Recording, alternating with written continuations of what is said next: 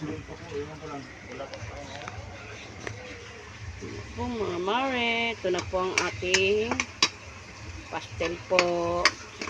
Inano ko po siya sa butter para mas malasa po siya. Po. Ayan ang kanyang butter.